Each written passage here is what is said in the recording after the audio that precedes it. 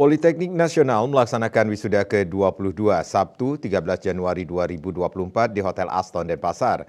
Wisuda diikuti 30 wisudawan dengan rincian 13 orang dari program studi akuntansi, 11 orang dari program studi usaha perjalanan wisata, dan 6 orang dari program studi teknik elektronika.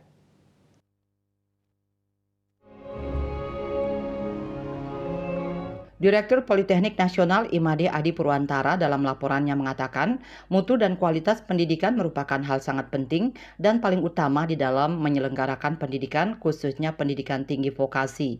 Untuk itu, Politeknik Nasional selalu berupaya untuk senantiasa menjaga dan meningkatkan kualitas mutu pendidikan. Untuk meningkatkan kualitas pendidikan vokasi harus link and match dengan industri sesuai arahan dari Dirjen Vokasi. Politeknik Nasional selalu berupaya untuk meningkatkan kerjasama dengan berbagai pihak industri baik lokal, nasional, maupun internasional, mulai dari pemagangan, penyusunan kurikulum, bahkan sampai ke dosen industri.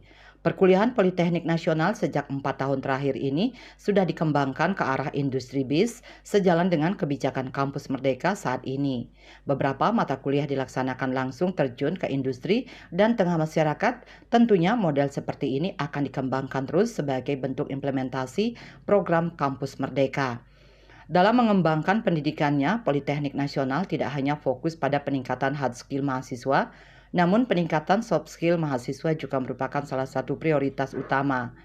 Peningkatan soft skill tersebut dilakukan melalui kegiatan-kegiatan kemahasiswaan seperti kegiatan UKM, keterlibatan mahasiswa dan dosen dalam kegiatan pengabdian masyarakat, maupun kegiatan akademis dan non-akademis di lingkungan Politeknik Nasional, serta mengembangkan kewirausahaan mahasiswa. Untuk mengantisipasi kebutuhan akan sumber daya yang terampil dan berkualitas dalam berbagai bidang, maka saat ini pihak lembaga sedang dalam pengajuan pembukaan program studi baru dengan jenjang S1 terapan Diploma 4.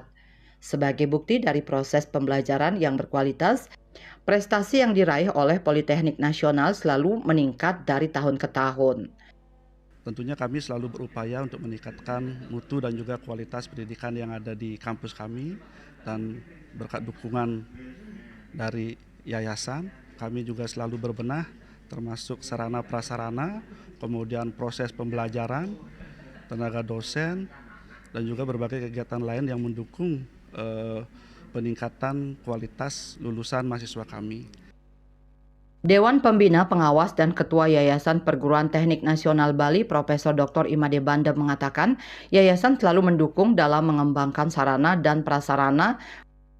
Tungkare kita tahun-tahun ini sudah memiliki gedung yang cukup representatif di Jalan Pandu di Denpasar, dan juga kami selalu mendukung adanya sarana yang memungkinkan untuk mereka melakukan kegiatan-kegiatan di dalam bidang vokasional ini, terutama lab komputer dan lain-lainnya. Kami selalu siap mendukung mereka gitu.